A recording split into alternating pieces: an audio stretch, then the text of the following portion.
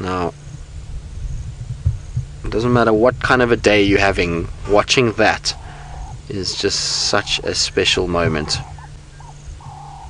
That is amazing. Have you just noticed us all of a sudden? He all of a sudden just decided to turn and face us for a second there. Where are you off to? But also what's interesting is if you look on the water surface, you can see the wind has died slightly. So there's not nearly as much of a ripple as what we were seeing earlier when we were up on the dam wall.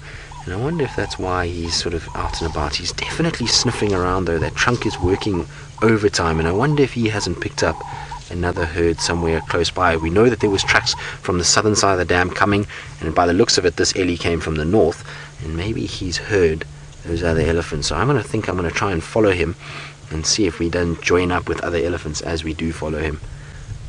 But what a magic moment. Late afternoon light, quiet down by the water, elephants strolling by. This is one of the biggest reasons that I love the job that I do. Very cool. Well done, Ferg.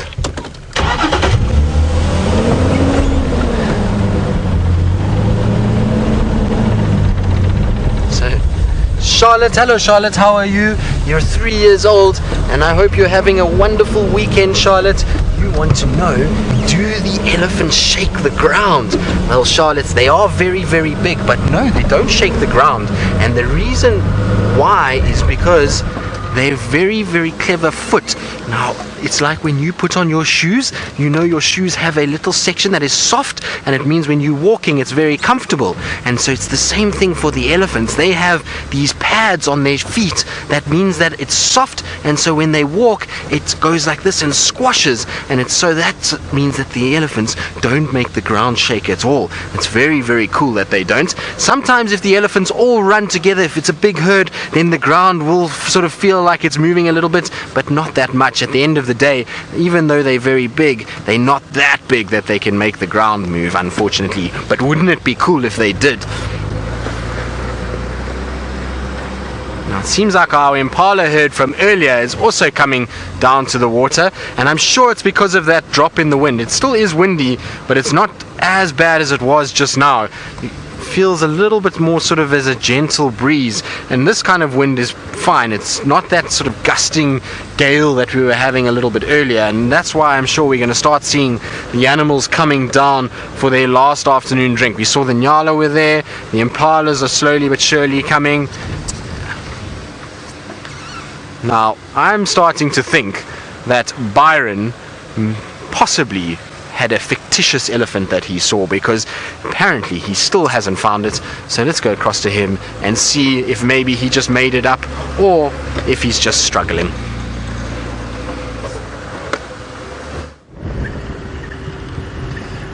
Yeah, okay, fair enough, Tristan. I haven't found the elephant yet. It disappeared, the one that I saw, and some of you might be thinking, how does an elephant disappear? Very easily. They hide behind trees. But I'm not giving up just yet. Just having a look around to see if I can find an elephant, even if it's not the one that I saw.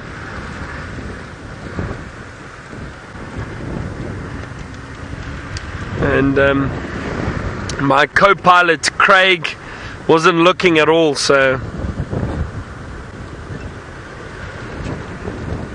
Dave, you asked if elephant herds clash. Well, what can happen at times is elephants herd. I can't speak at the moment. Let me stop and try that again. What can happen is elephant herds will meet up from time to time, depending on the season, especially if there's a lack of food or water. They'll move through similar areas, and you will get elephant herds mixing. So a lot of females and youngsters and some of the young males, they do meet up, and you have herds mixing for a while. That's why I've seen herds here in the Sabi Sands 80 to 100 strong, which is quite big for this area. Usually it's smaller herds that we get, but occasionally herds do mix and match. The males generally do still move around on their own quite a lot, the big bulls, but they'll meet up with those herds when they're looking to mate. Now, in other parts of southern Africa or Africa, like Botswana and that, you can have herds of 100, 200 elephant, 300 elephant at times. Huge herds of elephant moving through, but you will get, occasionally you'll get herds splitting and moving off into different areas. Now, they don't clash, they don't fight, there's no need for that, so not necessarily.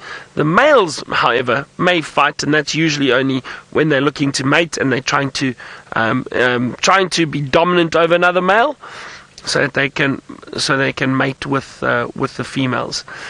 Now, this is disturbing, but Tristan has found more elephants. I'm never going to hear the end of this.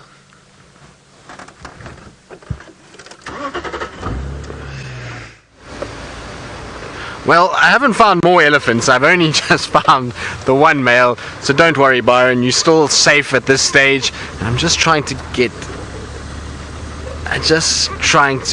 see if I can't get ahead quickly of this particular individual who should come through this beautiful pathway of light and be backlit completely. Is he going to stop for us and come down? Let's see.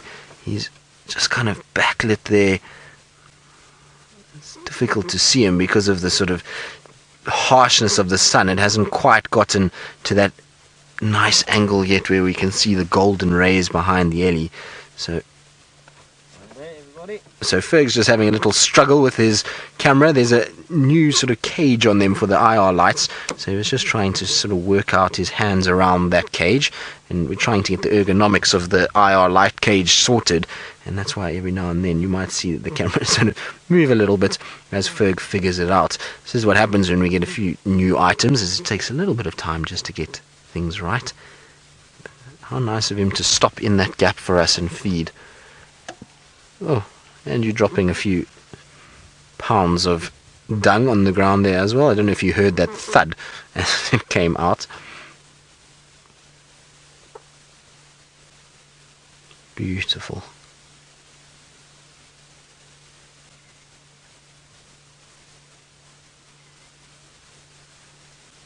It's just so quiet this afternoon now that the wind's stopped.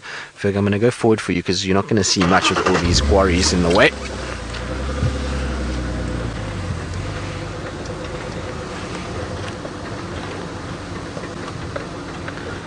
Hopefully he should just come out somewhere in front here. It's going to be a game of hide and seek for a little bit because he's right in the middle of a thick clump, and I'm trying to watch his feet as to which way he's going to decide to go. It looks like he's going to go behind us. It's not easy. You would think it would be easy to follow an elephant through these thickets, but it seems like he's just disappeared inside there. I'm going to just try and see if I can't reposition, and while we do that, let's go across to Byron, and hopefully he'll find something with a heartbeat fairly shortly.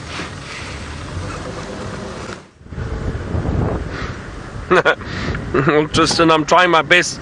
There's some impala running across the road in front of us.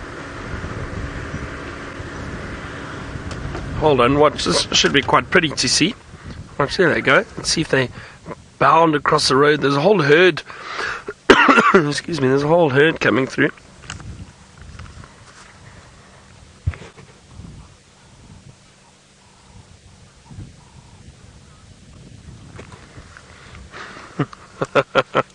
Chitty chatty Meg, you were saying you were wondering if I've found any animal this evening. Well, then you must have just joined us. I found plenty of animals. We got to see some hippo and crocodiles. And there you go. It's wonderful to see these impala jumping across the road. They are so quick and agile. It's wonderful to see. Well, chitty chatty Meg, I'm going to do my best to find some more animals for you. So let's see what else we can find.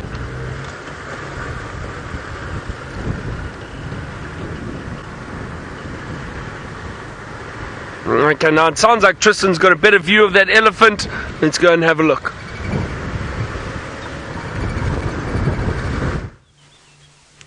Well, we do indeed. We've got a beautiful view of his very well manicured toes. Look at that. No, not actually. Those toes look like they need some attention. But he's just feeding in this thicket with the backlight and the dust. And a little Burchell starling also creeping in there. Is quite special to watch the sort of orange dust being pulled off the ground. I figure I'm going to try and just sneak forward slightly for you so you can still see the trunk. I'm just worried he's going to go if I sneak forward. But I'm going to just try get there. That should be better for you.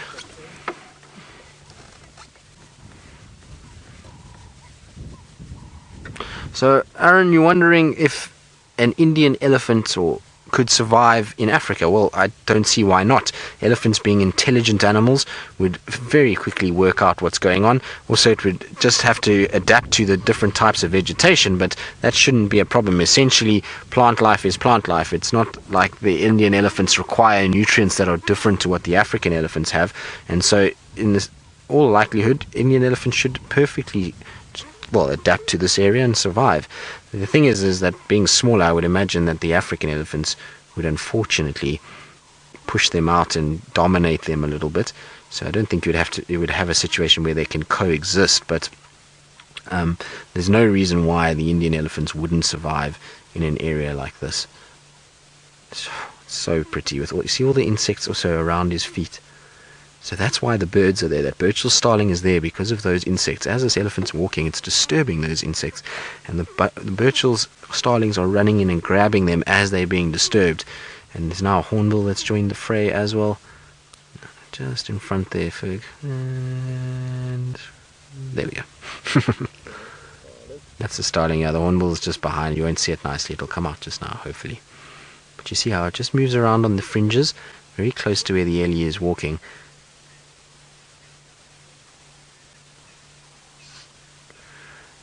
So Rebecca, as I just mentioned, it's called a Burchell starling.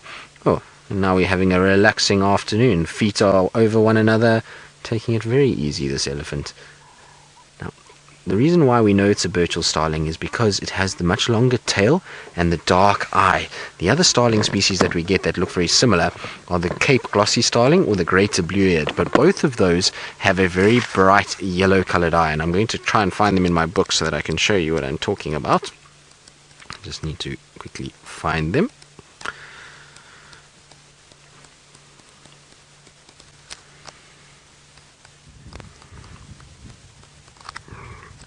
But let's see. There we go. Alright, we've got it, Ferg. Okay. So, the starlings that we get in this area that are these kind of green-blue coloration will be sort of, there's three different species, and the two that are very, very small are the glossy and the greater blue-eared starling. So if you come and have a look at the book quickly. Our Ellie bull's going to go through. So if we have a look here, these are the two smaller species that we see. They've got much shorter tails, and they have these very bright yellow eyes, both of them. So both the greater blue-eared and the Cape glossy have that, whereas the Burchell starling, which is the one that we were seeing bouncing around at the foot of the elephant, you can see has a dark black eye. There's no yellow in that eye whatsoever, and look at how much longer the tail is. It's got a much longer sort of proportion, well, in relation to the size of its body, it's much longer proportionately. So that's how we know the difference between the two. These guys also have a much darker appearance than what the greater blue-eared and the Cape glossy have. They have a more sort of green, light blue appearance, whereas these are this dark purple, almost black appearance that you see there. Now I'm going to try and reposition quickly so that we can keep up with our Ellie bull. He's just on the other side of the thicket now, so we should get beautiful visuals of him.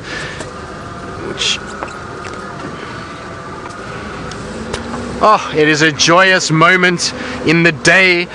Byron Sorrell, Mr. Fagasa, has managed to find something with a heartbeat, so let's go across to him before he loses it.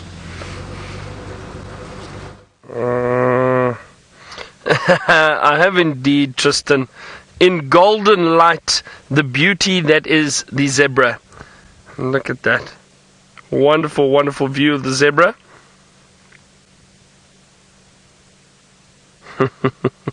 Well, there we go. Chitty chatty Meg, just for you, I've managed to find some animals. And it's actually wonderful, wonderful light on them now. Lovely to see a herd of zebra.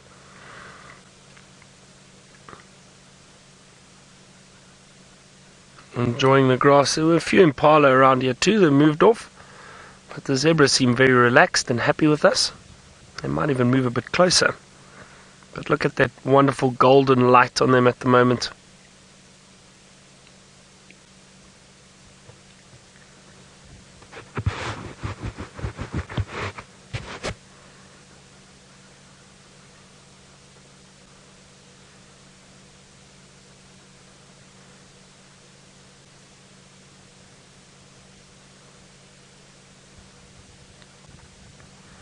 So peaceful there.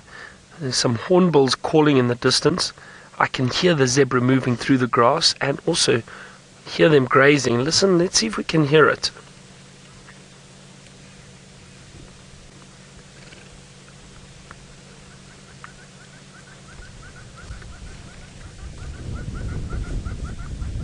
Hear those sounds, wonderful sounds of the bush as these zebra move past us. Mary, Mary, you say this is so pretty. It is indeed. Wonderful to see a group of zebra like this, and especially in this golden light.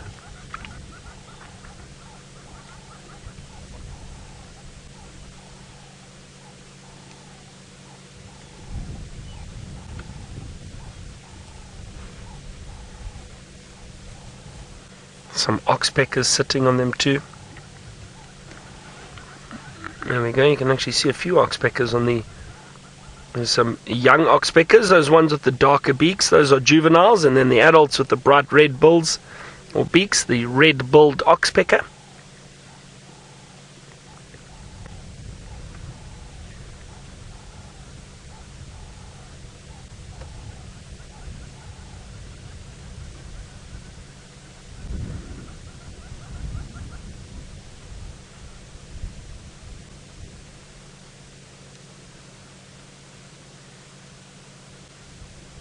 This is very pleasant, wonderful, really, really, very, very nice, and so peaceful.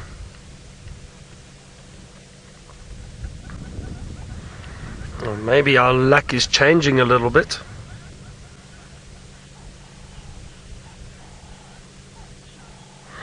Now, Michelle, you asked if zebra in the same family have similar stripes. Yes, Michelle, the zebra in this group, for example, all have black and white stripes.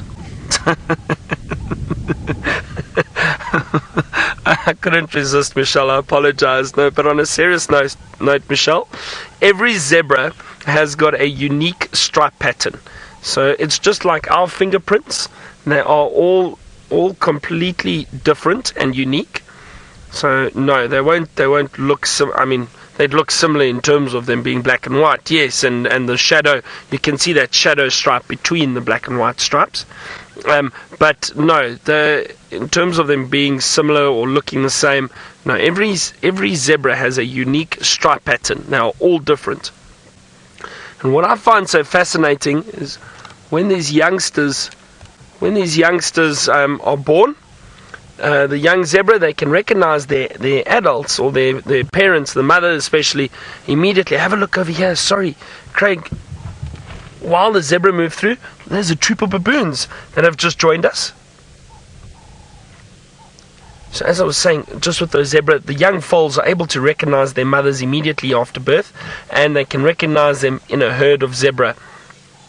Their pattern is embedded in their memory, so they know exactly which are or who is their mother. And look at that, a troop of baboons. That's a big male, it looks like. Ah, wow. There we go. We caught a glimpse of, and I think it might be the same troop this morning.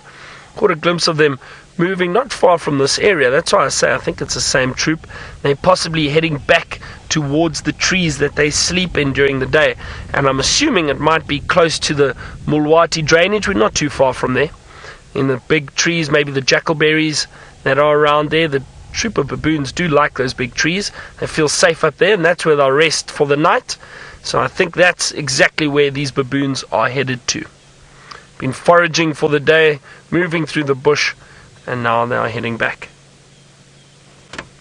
Isn't that great? We haven't seen baboons for a while. So yeah, and as I was saying, it looks like our luck is changing. Animals are starting to come out and pop out near us.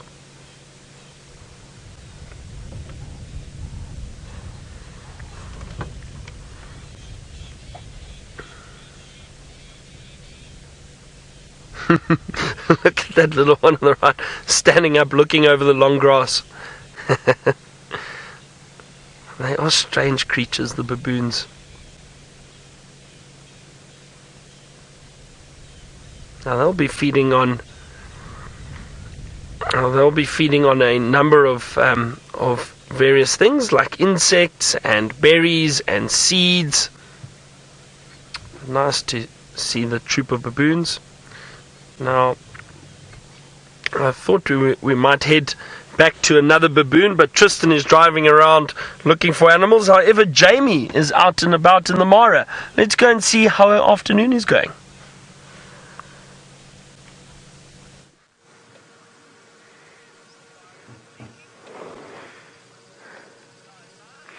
Hello and welcome to the glorious Masai Mara, where we've been battling off gremlins. I say like I've had anything to do with it. Where we've been battling off gremlins all afternoon.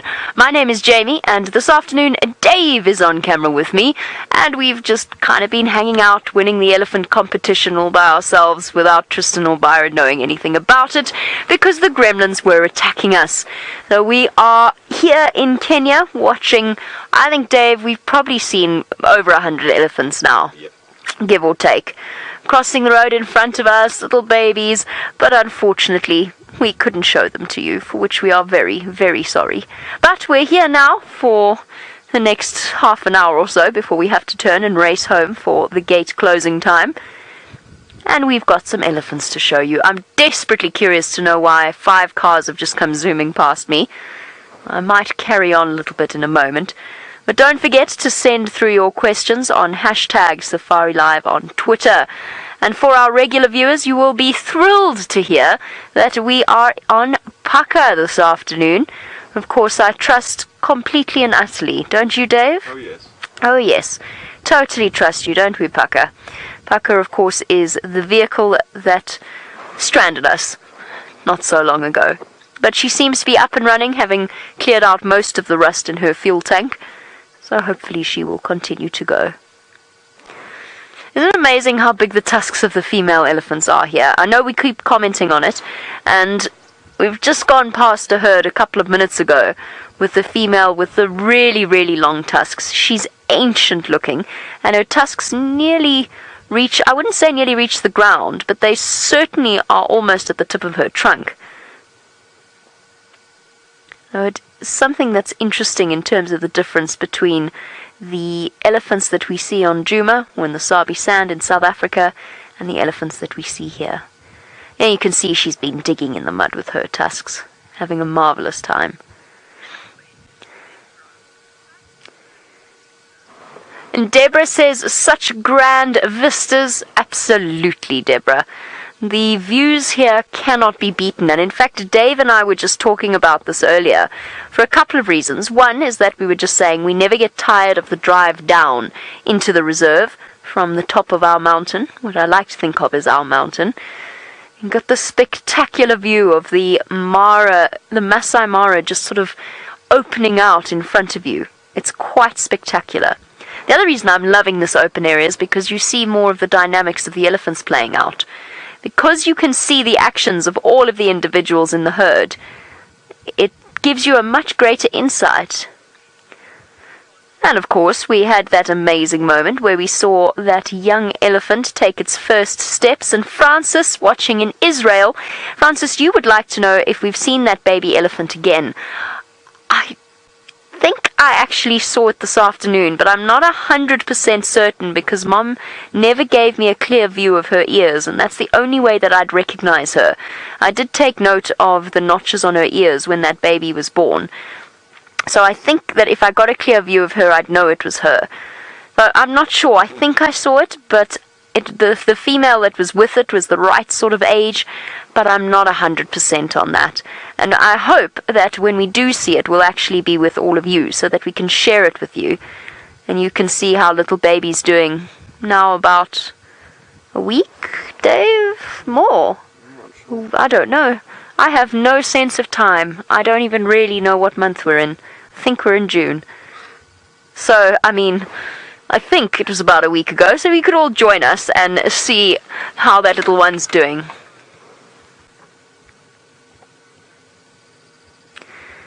Shelley, you want to know if the tusk size would be different depending on the vast array of food that there is here. I guess it's possible, just in terms of growth, and we're just going to have a vehicle that's going to pass by your shot there in a sec, Dav. Here it comes. So, perfect. Jumbo, go ahead. Thank you. That is a gentleman in a little governor's vehicle, who of course were responsible for rescuing us. I guess there's something to be said for the quality of the food, but I think it's more just genetics. I think that you'll find that the genes that have been passed along in this area will be subtly different from those in South Africa, not sufficient to make them a different species or a different subspecies, but enough that you see a difference in things like tusk growth. And perhaps size as well. Brent thinks they're smaller than the elephants that we see in South Africa. I'm not convinced about that. I think that the open area doesn't really give you the best perspective as to their size. Right, here comes another vehicle. There's definitely something going on down that way. The little governor's vehicle is on their way to Little Governor's, fair enough. But everyone appears to be in a great hurry. Jumbo, go ahead, please. Cheers, guys. Shame, it's so sweet. Everybody's just slammed on the brakes when they realize that we're filming. They don't want to cross in front of our shot. It's very considerate of them. Thank you, everyone. Right.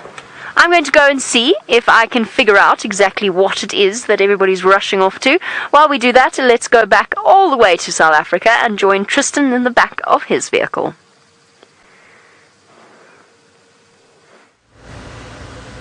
Well, Jamie, hopefully it will be something exciting, because our elephant just decided it was not interested in us and whatsoever, and it just literally 5 seconds ago, from being out in the open, ducked into a thicket, which is the story of our lives this afternoon. So he went into the thickets, as well as what looks like the rest of the herd, because I can see their tracks on top of my vehicle tracks. Isn't that wonderful? Where they went into the Mulawati as well. So one of those afternoons, I'm afraid.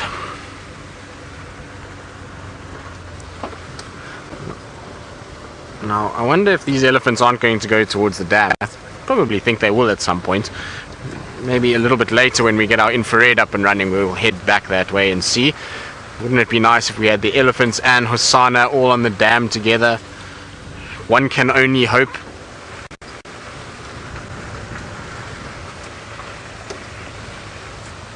But it is a beautiful evening. Now that that wind is stopped, it's just fantastic out here. Can't believe it's actually almost July, and, well, I suppose middle of June, and it's so pleasant.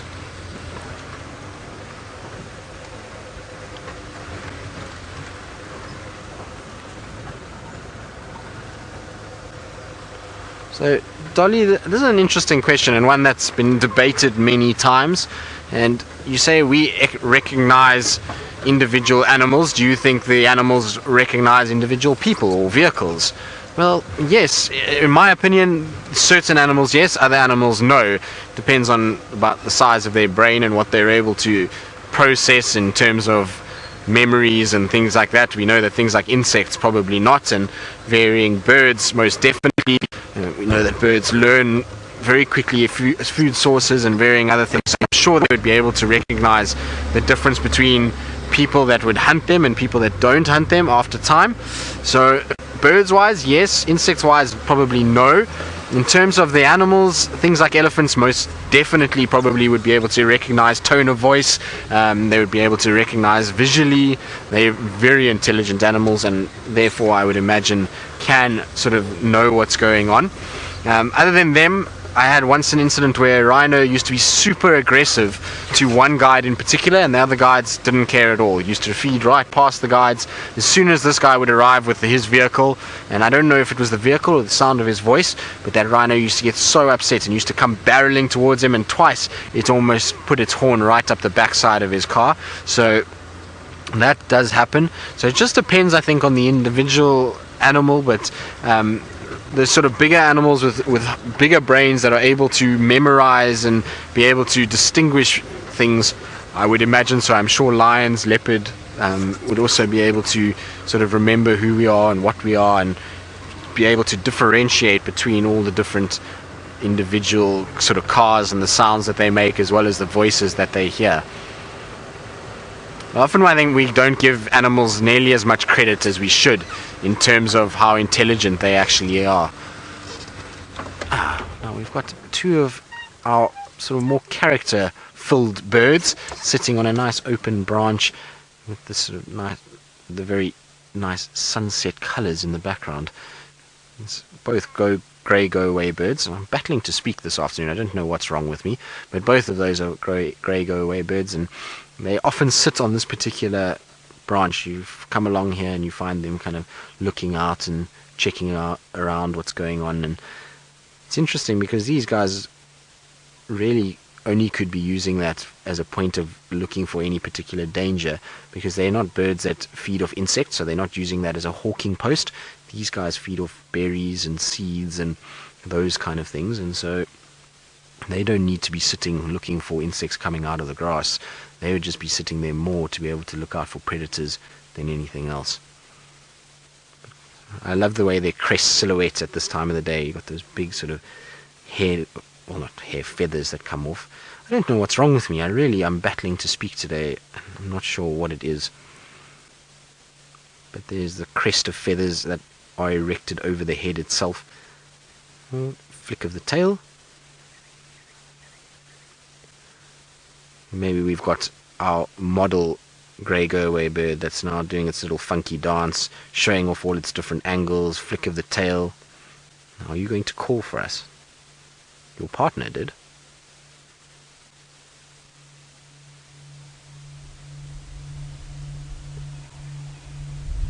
I was trying to see if it would call, because the other one was calling, and I was hoping it was going to give us a little call while it was sort of bouncing around. Not. Now I believe Byron has found something that is very beautiful, and it's not going to last very long, so let's go across to him.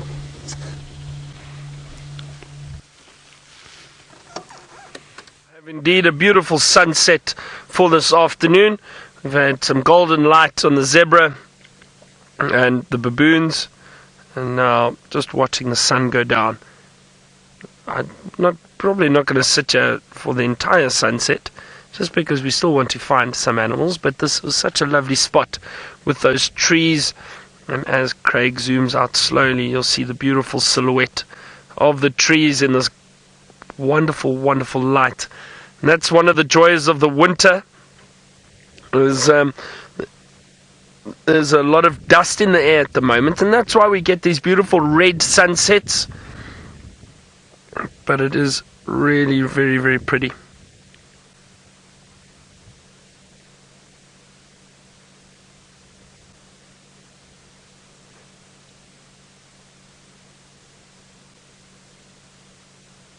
I could hear something up ahead. What was that? It sounded like some branches.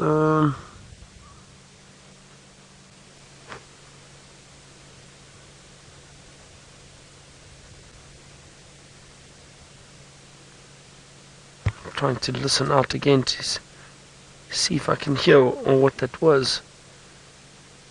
That doesn't make sense. I want to see if I can hear what that is. Lovely sunset. I'm going to continue. I just heard some branches being broken or brushed not far from us, just up ahead. Let's go see if I can find anything there.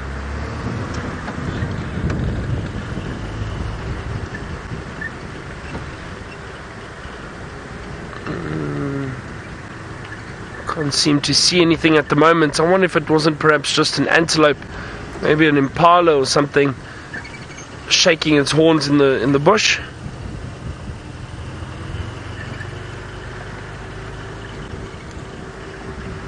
No, I don't see anything. I wonder what that was. Unless it was maybe some birds. Some hornbills just took off out of a bush willow.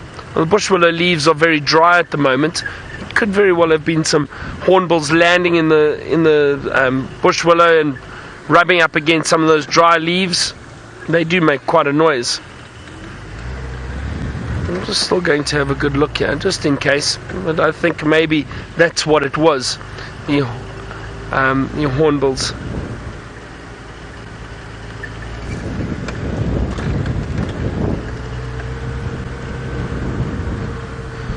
A lot of hornbills here actually flying around in the road. Wow, look at that. There's plenty of them up in the trees now. Red-billed and yellow-billed. And there's actually a lovely view of a bird right next to us. The beautiful magpie shrike, which has just flown off. There are two of them up at the top of the tree. There they go. Those long tails. There's a third one just flew past too. There's a hornbill in the frame too. So there we go. All the birds that I've been speaking about. The red-billed hornbill and the magpie shrikes. I can hear a pearl-spotted owl calling in the distance, very far. I don't think we'll find that one. Very far from here, but very distinct call of the pearl-spotted owl.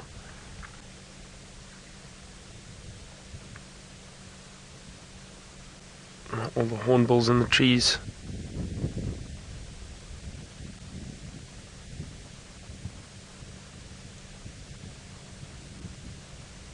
I do think that was the sound I heard. It was the hornbills landing in some of these trees and bushes and scraping their beaks against the branches.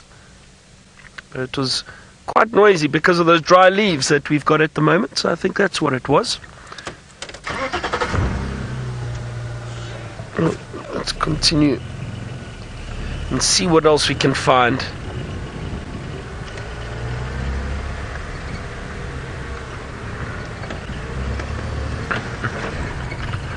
Henny, you were saying I should maybe give some of my peanuts to the animals to get them to come out.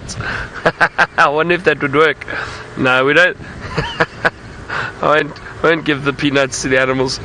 And there wasn't there that there's a story, and I think it is a story, more of a myth, that the elephants love peanuts. I think that comes from I'm sure that's from a Disney movie of sorts, that the elephants love peanuts. I don't think they do. Maybe an old circus story or tale.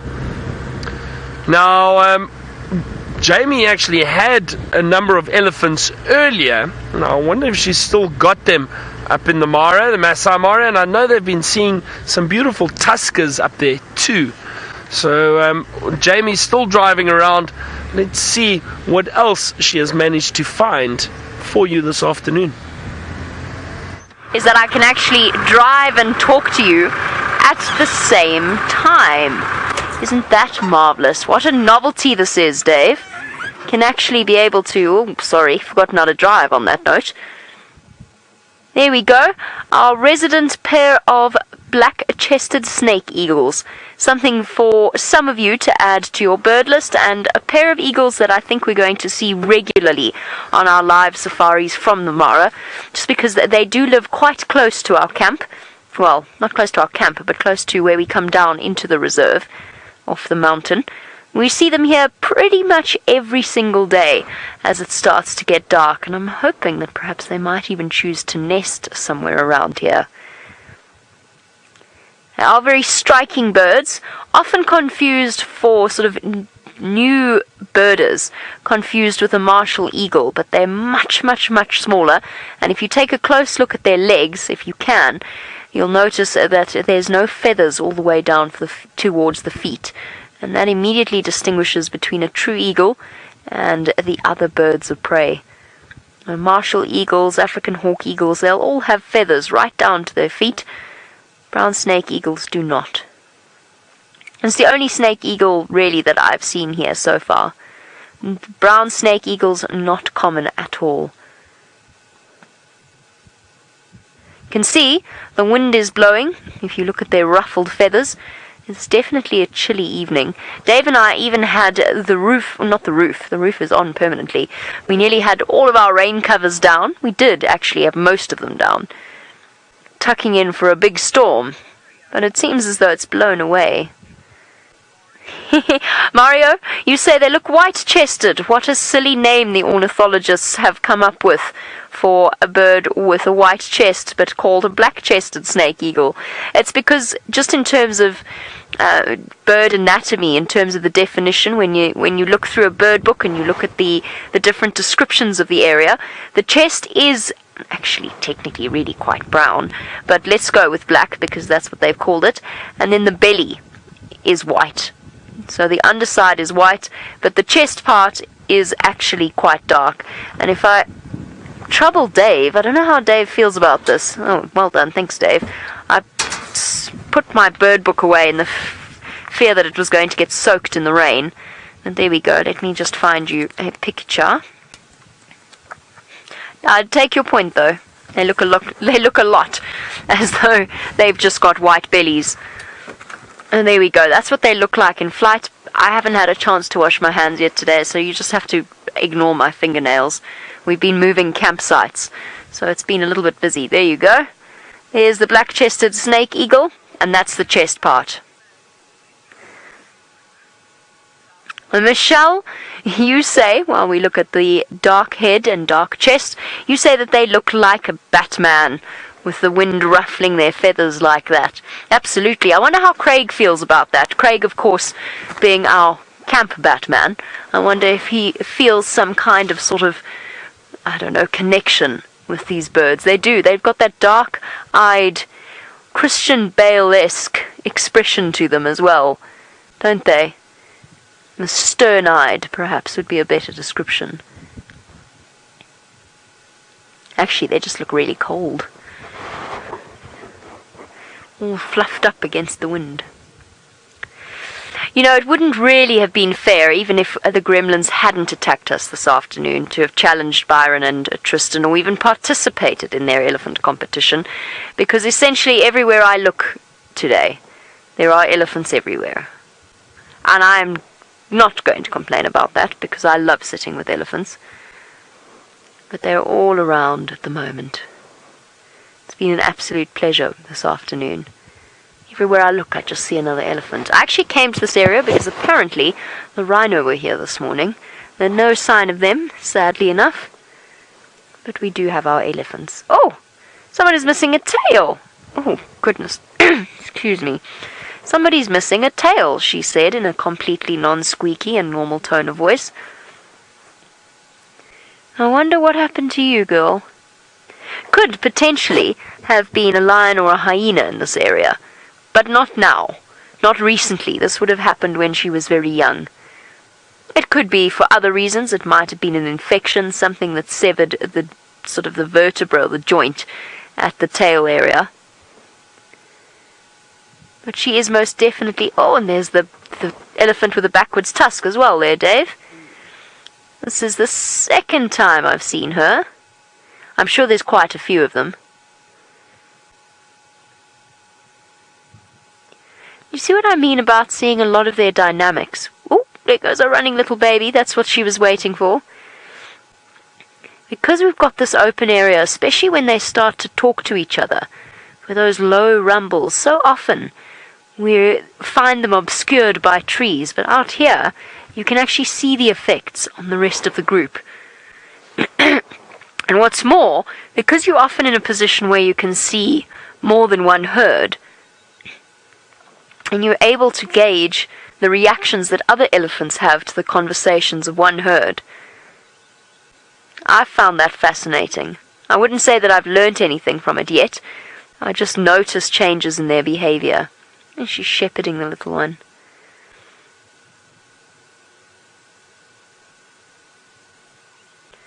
So not quite Fang, not quite the tusk the size of Fang's, backwards facing tusk, but I'm sure we're going to see lots of these elephants out here. Just because we're going to see lots of elephants. I wonder, should I move forward a little bit? Oh, I think that's a good idea. I'll just wait for this elephant family to come out in front of us. It'll also be quite fascinating to work out which elephants belong to separate herds, because sometimes you see several herds all together. I'd love to know the dynamics behind that as well. Oh, that was quite a steep hill, wasn't it, little boy? Here you go. Hello, lady. Okay, let's go closer. Fortunately, we've got the very subtle sounds of Paka to help us sneak up on them. I'm sorry, I'll stop giving you grief when I've recovered from the time you died on us. Oh, by the way, second vehicle arrived today. Not counting Chiku, of course, who served us very well, but Chiku's actually technically not a filming vehicle. Chiku is technically for the tech team to utilize. So our second vehicle arrived. Shame, these little elephants have so many obstacles to climb up there, Dave. I'm just waiting. I'm going to stop here for now, just because I don't want to separate the elephants from the rest of the herd. And welcome to Samantha. Samantha is 5 years old. Samantha, it's lovely to have you with us. Samantha, I'm very happy that you're so interested in wildlife. You want to know, why do elephants flap their ears? Samantha, it's because they're really big animals, so they get quite hot quite quickly. And basically, having an ear is a way of cooling themselves down. So in the ear are lots and lots of blood vessels that are right up against the skin, and that carries all of the blood that flows through their bodies and then into their ears and then back through their bodies. So they flap their ears to cool down that blood, and then the cool blood actually cools them down completely. So that's why elephants flap their ears. If an elephant's really cross with you, it doesn't often flap its ears. A lot of the time it actually stands and looks at you with its ears open and completely still. So some people believe that when an elephant flaps its ears, it's angry. But that's not true at all. It's to help to cool them down. And you'll see, on a cool and cloudy evening like this evening, they don't flap their ears too much. But when it's hot and when the sun is really shining down on them, then they will flap their ears more often to help to cool themselves down. Thank you, Samantha, for sending through your question. I hope you're excited to be seeing what's happening out here right now in Kenya and South Africa as well. There's the great Olololo escarpment. I love that name, the Olololo. Every day we pass by the Olololo gate as well.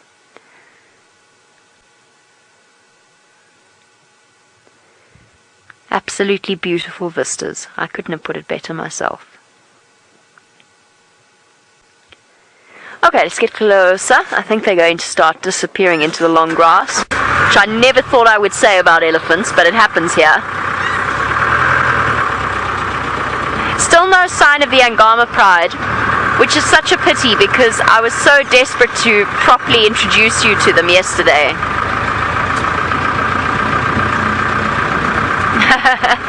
Laurie, yes, it's a diesel engine. You are absolutely correct. We are diesel for now. So the gentle, quiet sounds in comparison of vehicles like Rusty and Wendy, Chiku and Paka, and what's the new one called? Kito. Yeah. Kito, are all diesel.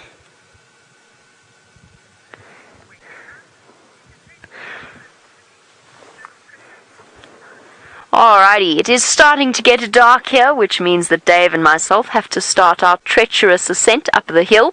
Let's go and find out what Tristan plans to find for your evening.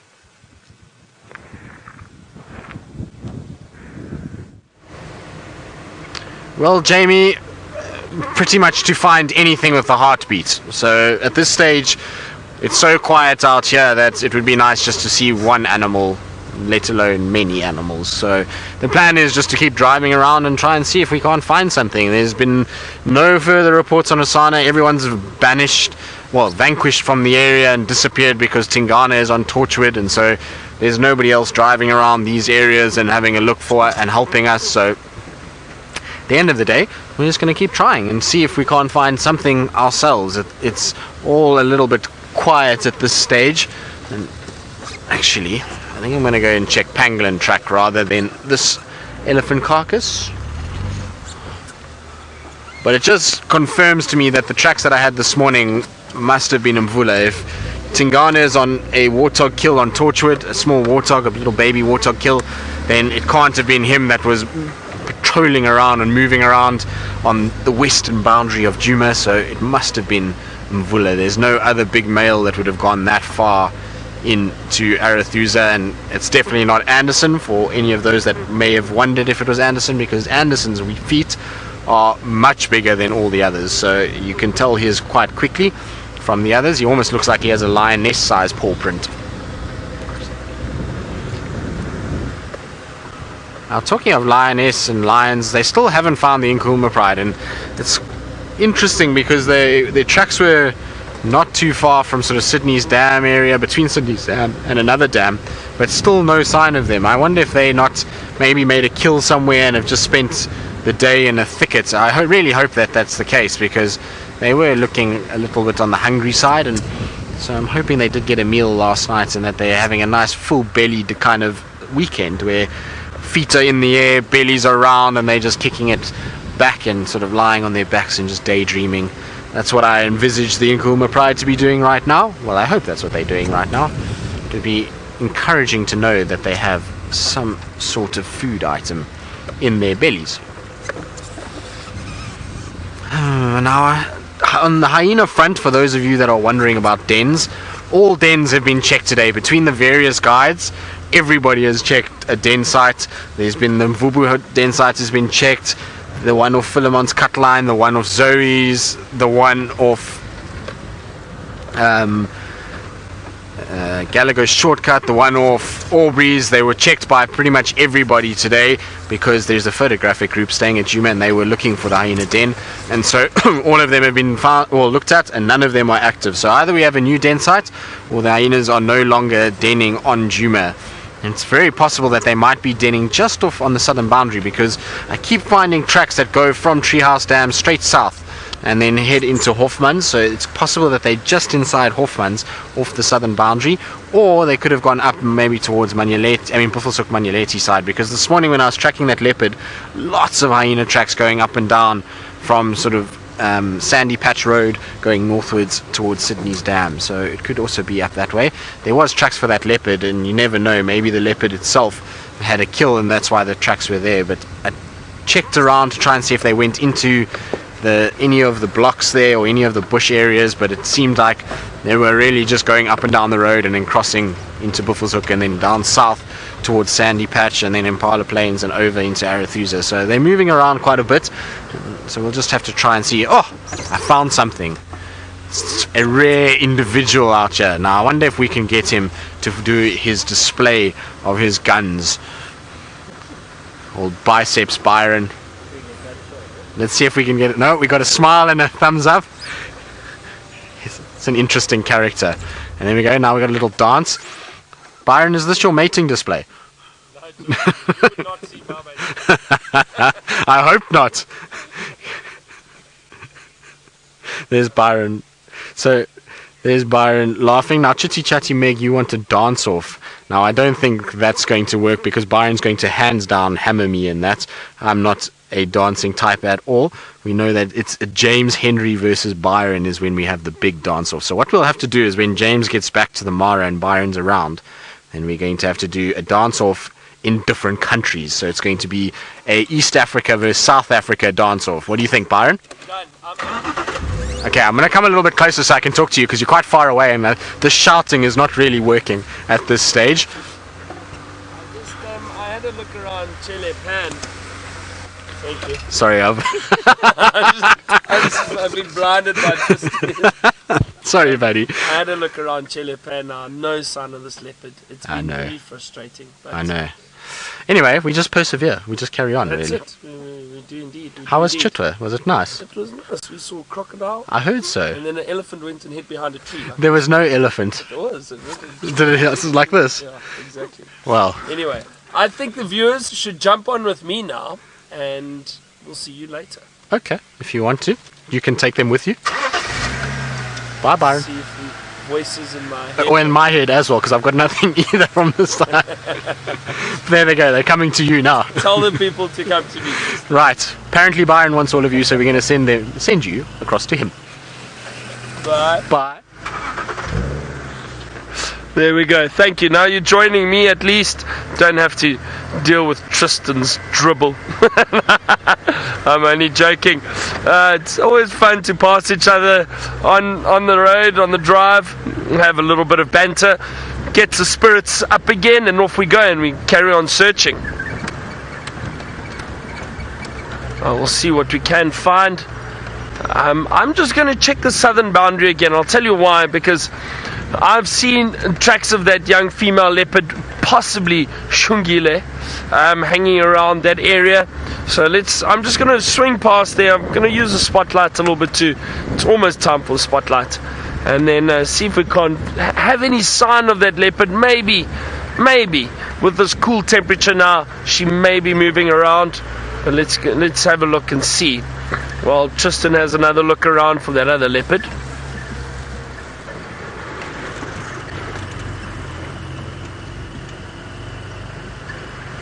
Manilol, you asked if hyena would cross the Djuma boundary all the way up into Kruger. Now, it's definitely a possibility. Some hyena can move and cover huge distances, but generally, hyena clans are territorial. Their territories may be quite large, but they will stay within certain areas, as we've all seen with the clans that we get out here within this area. But it's not impossible for them to cross from here into Kruger. Definitely, some of the hyena would. Just like some of the other animals, like the leopards at times, the lions at times too, they cross. The Nkuhuma Pride, for example, cross all the way into the Manyeleti, maybe even to Kruger. So their territories do extend somewhat at times. They may head out of their territory a little bit if there's any sign of a leopard.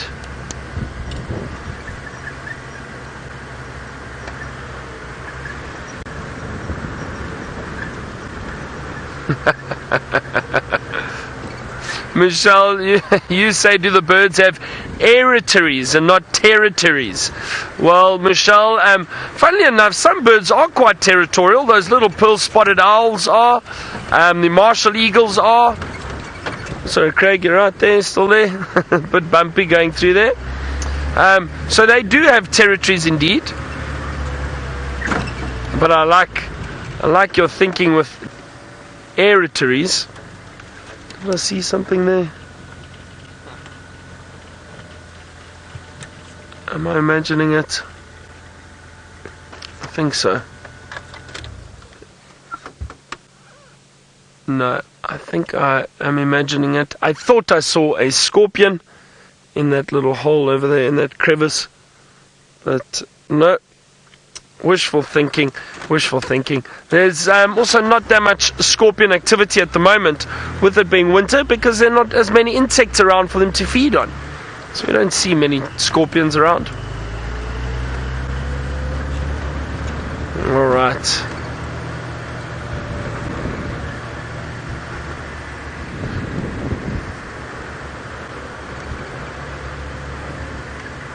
It feels like the temperature's dropping quite a bit. It's definitely getting cooler tonight. I wonder if it's going to be one of the colder evenings we've had.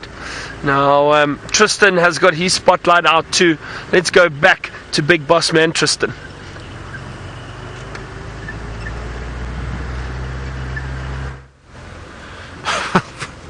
Well, Byron, I don't think I'm the boss. I think Byron is really the boss of what goes on. He kind of dominates all of us at camp, and while he is thoroughly entertaining, he is definitely... Sorry? It's his physical strength. Yes, Byron is the beefcake. So we've taken my crown from what James used to call me as beefcake. I think Byron is our new beefcake in camp. And so I think actually Byron is the real big boss of what goes on around here. But just in answer to... His favorite bar in Joburg is also called beefcake. Oh, really? So that's interesting to know. Now, apparently Byron's favorite place to haunt at night when he's wanting to have a bit of a social interaction with other people is a place called Beefcakes in Johannesburg. So I believe Byron likes beefcakes. This is information that Ferg is feeding me now. Ferg has spent quite a lot of time with Byron over the last few days, and so I would imagine Byron's been regaling Ferg with some stories of his nightlife down in Joburg. So apparently Beefcakes is Byron's haunt, which is an interesting choice of venue, Byron. I'm quite surprised. We'll just leave it at that, I think. But in terms of being cold tonight, let's get back to things that are a little bit more serious at this stage. In terms of it being cold tonight, I don't know. It's if the wind stays away and we end up with a sort of clear night, it's probably going to get quite chilly. We haven't had too many warm days recently, and so the land itself will be quite cold, and I would imagine we have to have a cold morning at some point. The mornings have been fairly sort of pleasant, given that there's been this cloud cover when we start getting going in the morning. We had that thick mist the other day, and so I'm sure the cold will come back at some point. The last 2 days, did I hear an alarm call? No, I just heard a fork-tailed drongo. Thought I heard a snorting impala, but it was just a drongo. This is what happens when you're battling to find things. You start wishful thinking and any sort of sound, and you think maybe you've heard something or seen something. So that's unfortunately the way the brain works sometimes.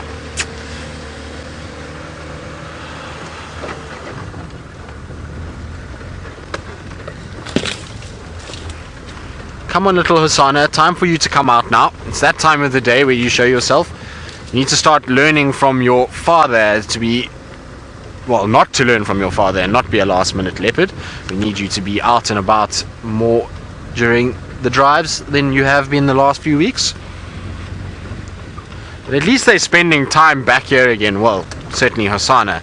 Seeing lots of evidence of him lately, which is great, because we went through that period where he was quite sort of hidden and we didn't really see much of him. And so it's nice that he's going to be, well, that he's back.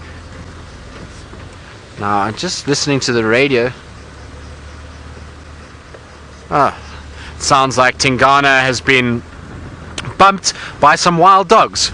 So that's pretty insane, and that sounds like that's going to be an incredible sighting if the wild dogs run into Tingana. I'm sure Tingana will be shortly up a tree, because wild dogs love nothing more than to torment a leopard and chase them around. So that's going to be quite cool, and maybe it will push Tingana our way, which will be quite interesting. So let's see how that goes and how that unfolds, and we'll definitely keep a close ear out to the radio. But that sounds very exciting. I wonder which wild dogs it is. It must be the three that we actually haven't seen too much of recently. They were here quite a bit during the summer months and sort of last year, but in the last month or two I haven't heard really much about them.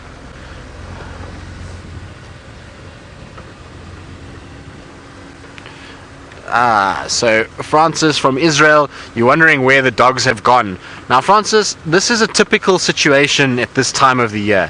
Where we are now approaching is the denning season for the dogs, and so a lot of the dogs will have found an area where they're going to den, and normally that's a termite mound, and they become then very localized around that area. And so if they den in an area that is far from here, we won't see the wild dogs for the next probably 4 to 5 months, as they look after their young ones and they try and raise those back to adulthood, and that's why you'll see a sort of decline in the number of sightings that we've got. Now, we know that the Sands pack is potentially starting to den on Ottawa. Byron was telling me about it the other day, that he spoke to some of the guys and they think that there is a den on Ottawa. So they will be that side, which means that we might just see them sometimes on Western Djuma, but it's going to be quite a long way. They'll have to run through Elephant Plains, Arethusa, Simabili to get towards us. So that pack we're not going to see too much of. Then the Investec pack, which is the other big pack that we see, they're denning in Manyaleti, and so that's far from where we are. And again, we might see them every now and then, but I don't think very much of them. And so the pack that we were seeing last year that provided us with sort of constant wild dog sightings was the pack of 3. Now that pack of 3, if they denning then we're not going to see much of them either, because last year they didn't den, and that's why we saw them so much, is because they still roamed around in this area. And I've not heard any updates about them, whether or not the female is pregnant, and so maybe tonight we'll be able to get a better idea if she is pregnant, and if she is maybe looking for a den, or if it's going to be another year where they're not going to mate, and whether or not it is that pack of 3 from last year, or if it's actually the pack of 3 that split from the Sands pack themselves. Now we're going to just check around this little area quickly to see if maybe Sana has popped out here. While we do that, let's go across to Byron, who it sounds like is playing around with his infrared.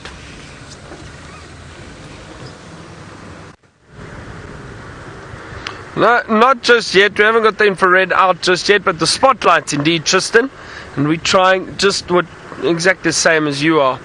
I'm trying to find some animals.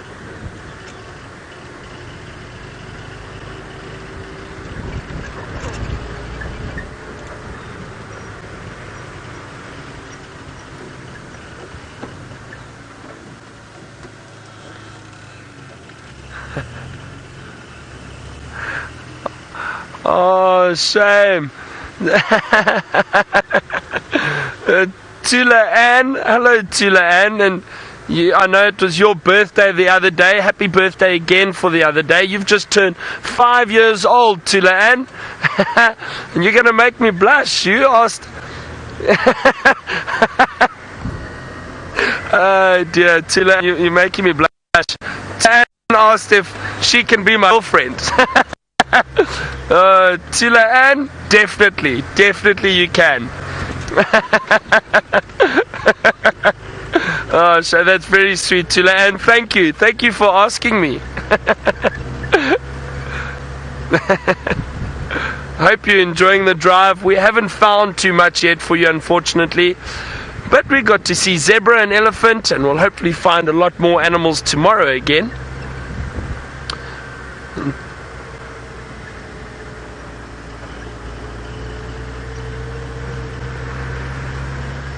Tula Ann, is there anything specific you want to see tonight? We've got a few more minutes. Maybe we can try find something for you.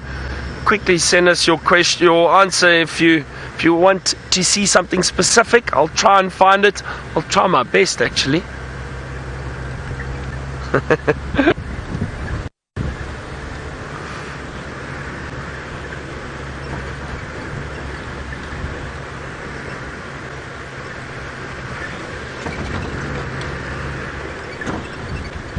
I wonder if we can't find another chameleon. We had some luck yesterday.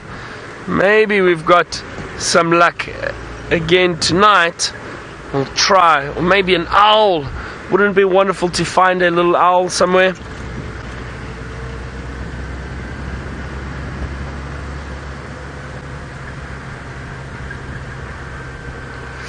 Bill, you asked what birds alarm call at night. Now, the only birds I would think of immediately off the top of my head that alarm call at night might be the water thickneys or the spotted thickneys. Water thickneys often around water holes, and that they do alarm call at night. If there are any predators around, quite high-pitched squeals or calls that they give off. And also spotted thickneys, I would say, if they found anything. I have heard guinea fowl alarm calling at night if they do see a predator. If they often go up and sleep in the trees, and then if there are any predators around, they will still alarm call at night. So guinea fowl, definitely. I'm trying to think what else. I haven't really heard nightjars or anything like that. They don't really have an alarm call that I know of or that I've ever heard. But I think those other birds, definitely they would.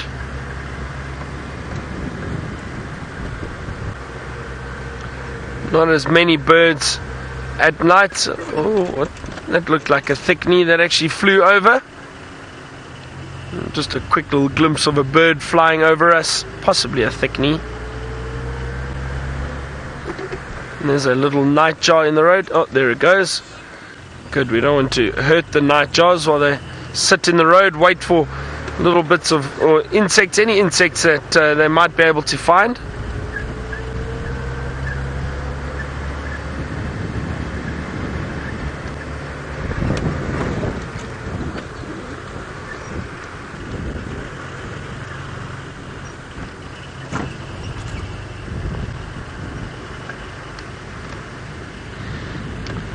Alicia, all the way in Chicago. Hello, Alicia. I see that you're having wonderful weather at the moment. I was there earlier this year and it was quite cold. Chicago gets very cold. Isn't it the Windy City? Don't they call it the Windy City? Now, Alicia, you wanted to know what my favorite animal is at night, or nighttime animal, nocturnal animal. It's got to be the honey badger. They do generally move around at night, and I love honey badgers, so definitely a honey badger. What else? You know what else I really enjoy? Oh, those little jennets. Now, we do see jennets from time to time. They are shy little animals. Now, let me just show you a picture for those of you who don't know what a jennet is. Let me quickly get my book and show you. Hold on a second, I'll find it. There we go. Sure, that was quick. There we go. That's a jennet, that cute little animal over there. Now, some of you might be thinking that looks like a cat. It looks cat-like, but it's not a cat at all. It's not part of the cat family. Jennet is part of a different family called Viveridae. And we've got large spotted jennets and small spotted jennets in this area. The large spotted have black tips on their tails, and the small spotted jennet have white tips on their tails. And actually, can I tell you a secret? Well, it's not much of a secret, but those are one of my favorite nocturnal animals. But for a long time, I could never remember when we saw the jennets. Now, they do look quite similar, the large spotted and the small spotted. We get both in this area. For a long time, I could never remember which one had the black tip and which one had the white tip. I always got confused. And one of the viewers actually said, Byron, just think of it this way. The large spotted has the LARs, or LA, so think of black with LA in it, and then the small spotted has the white tip. So that's how I remember it, and thanks to one of the viewers, I can't remember who it was who told me. This was last year actually, it was last year sometime. And since then I've never forgotten. The large spotted jennet has the black tip, and the small spotted jennet has the white tip on its tail. So those are also one of my favorite little nocturnal animals. Always nice to see them, very agile and very cute little creatures. And Deer Watcher, you say it looks like a raccoon. Suppose it does almost look raccoon-like. It's much smaller than a raccoon. A very small, slender animal. Long tail with beautiful rings around the tail.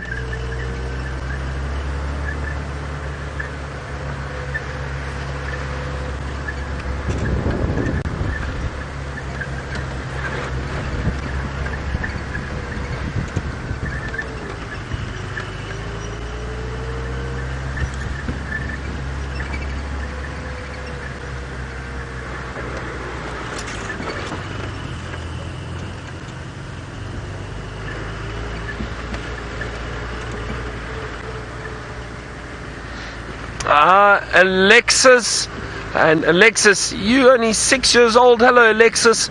You asked if we ever see African wildcats.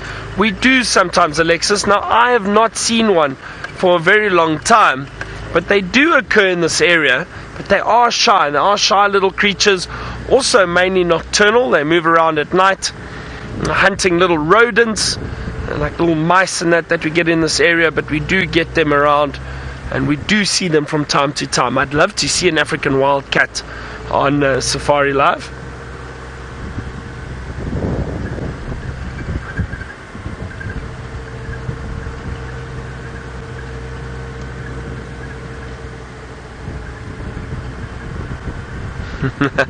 Now let's head back to my friend Tristan and see how his evening is going so far. Well, Byron, it's wonderful. It's a beautiful evening, but still very, very quiet on the animal front. Not even a nightjar or a bushbaby or a chameleon yet, but we are still persevering. We're looking. I'm checking now towards Galagopan in case little Hosanna somehow sneaked past and went up this way, but I have no idea where that leopard went from Jelopan, because I asked Herbie again later and he said he can't find any tracks, so I don't know, maybe I have no idea where he's gone. Maybe elephants squashed the tracks and he's lurking somewhere in the Mulawati drainage system, and that's why we haven't been able to find him. But maybe he'll come out a little bit later on the dam cam. That's what we can hope for. And if he's not, maybe he's here at Galago Pan. We'll check Galago Pan and see. Also, looking around just in case the 5th Nkuhuma lioness is somewhere in this area. We know last night there was only 4 of them, so maybe the 5th one is somewhere around here and we get her coming out for a afternoon or evening drink at Galago Pan. You never know. Always good just to check. There's a big pathway that comes down here, but no sign of anything from there. Let's check up towards the pan itself.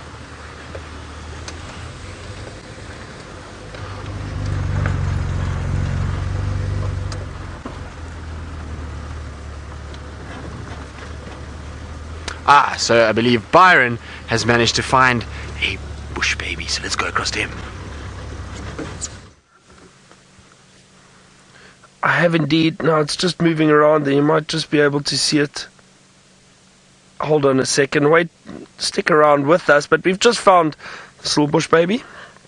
It's moving in there, but hiding from us.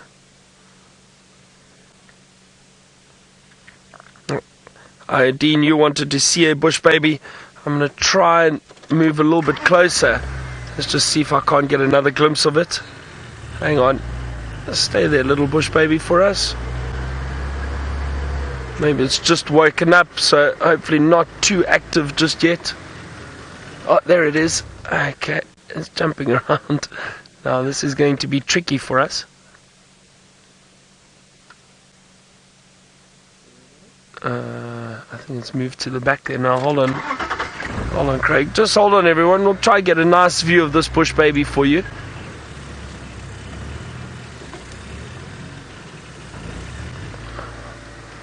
Come on, where have you gone? Looks like it's hiding from us now. I'm just trying to use the spotlight to catch a glint in the eye. Let's see if we can find this little bush baby. It was hiding up here somewhere. Oh no, it's amazing how they can disappear in these trees, but this is quite a thick tree.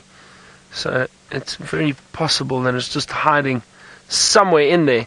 Incredibly agile, small little nocturnal primates, these bush babies. They are so cute though, I love seeing them. But it looks like this one has given us the slip now. Hold on, I'm just going to drive under the tree again once more. Let's just have a look. See if we can find it.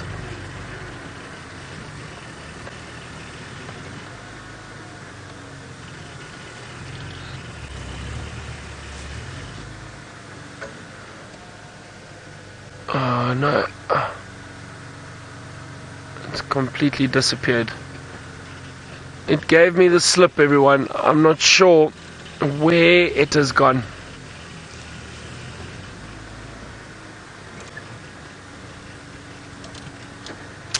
Oh, that isn't very nice. Miss Katie, you asked what my most memorable sighting at night was. I'm trying to think. It looks like this bush baby's moved off, disappeared. Maybe it has a hole in the tree and maybe it just went back into the tree, into the hole. Miss Katie, my most memorable sighting at night. Oh, what was it?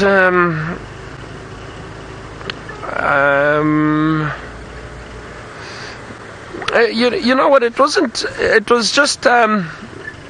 It was a lovely sighting because I was with a good friend and my cousin and his wife, and we were just on a holiday together. But we had 4 male lions around our vehicle, and they all started to roar at the same time.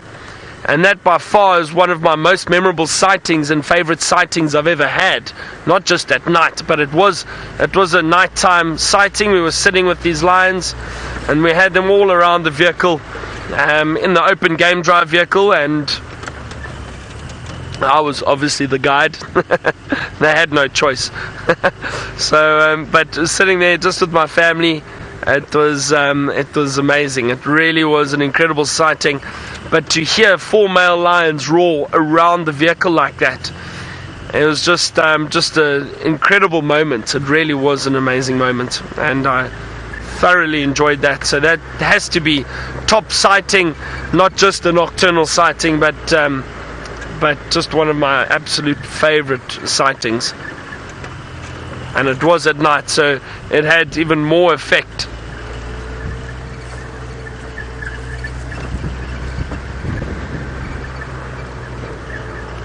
Okay, now let's find out what Tristan's favorite nocturnal sighting was.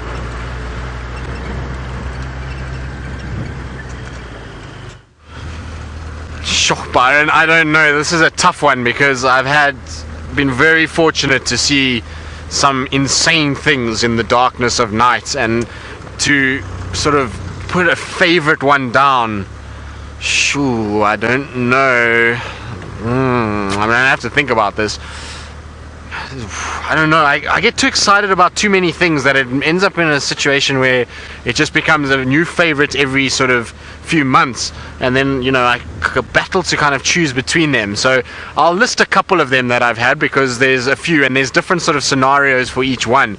I think in terms of the most sort of special sighting in its form of that it's so rare is probably all the pangolin sightings that I've had at night. There's just a special atmosphere with those, and one in particular where I had a male leopard that, in fact, we had seen a pangolin 2 nights before, and in the same area, and then 2 nights later we came along, and this pangolin, I'm sure it must have been the same one, just given, bush baby, before I get into that. So sorry, I just saw a bush baby exploding from right next to my ear here. Where's it gone, Ferg? Do you still see it? You can see the leaves are still moving where it was. It was in there. I can't see anything, Ferg. Do you see it? Oh, there it is. It's just above that cross sort of branch. There, it's moving.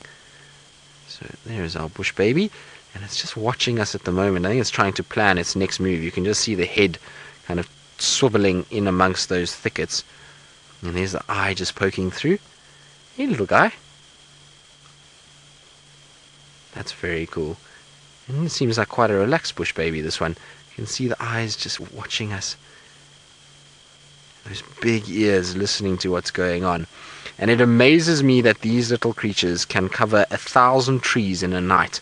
So I was reading a book about how they move around, and they reckon that it's not uncommon for a bush baby to cover 1,000 different trees as it jumps along during its evening patrol and its evening feeding course, which absolutely amazes me. Can you imagine trying to cover 1,000 trees in a single night? It must be quite something to do it. Now, Ferg, do you want to go into IR so that I can stop blinding our bush baby? There we go. It also helps a little bit with the sort of contrast. There we go. Have you got your IR light on? There we go. Alright, now we're going to try and see if we can see there. You can see its little eye shining through. Hopefully we'll be able to see it coming out a little bit more than what it is now. It's just sort of tucked in behind those leaves at the moment. It's difficult because of the sort of network of leaves to actually get it 100% in focus, but it is there. It's just behind those leaves that are in focus, Ferg. There it is. Are you going to move for a bit more of an open space for us, little one? Now, the problem with bush babies is if you start the car, it's undoubtedly going to jump away from you. So I'm going to hope that this one on its own accord decides just to come out into a little bit more of an open section, that we're then able to actually sort of view it a little bit easier than what we've got currently, because this is being our most camouflaged bush baby that we've seen, and it looked like it just gave a big yawn. I suppose when you're just waking up on a Saturday night, that's what happens. So Betty, you're wondering what family a bush baby is in. Well, it's a primate, so it's part of the monkey family. So it's the same as the vervet monkeys and the baboons, and all of them are part of the primates. Same situation with the bush babies. Where are you off to? It's looking around. I think it's going to move fairly shortly.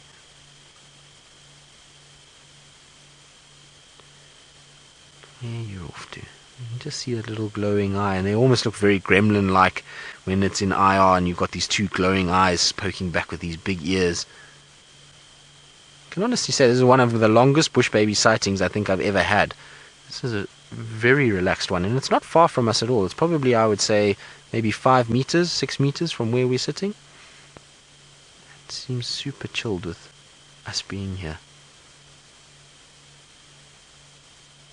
And why wouldn't you be if you're in a thicket like that? Now Ferg is just going to try to see if we can't get a better view of its eyes. The camera's battling with all the vegetation in front of the eyes of our bush baby. And the movement of the tree. You can actually see the branches are moving as well.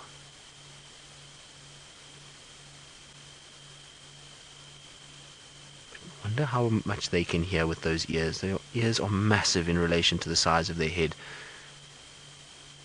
And those eyes as well. Look how big they are. Can you imagine how well they see at night? Absolutely incredible. Alright, little one. Well, I think we're going to leave you to it. And I'll continue with my evening nocturnal stories that we have. So the pangolins are always just so special because of how rare they are, and you know, the fact is it's just an amazing creature that is just so unlike any of the other animals that we see out here that for me there's something special in seeing all of those.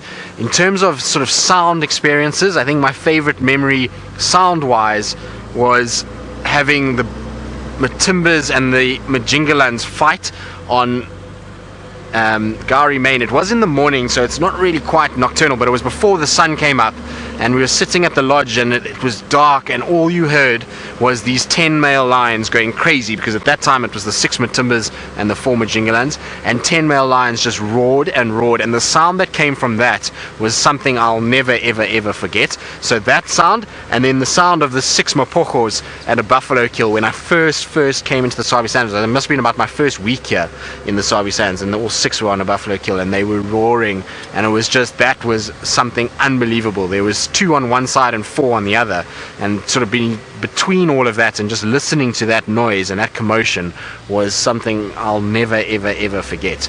So that's kind of in terms of sound and rarity.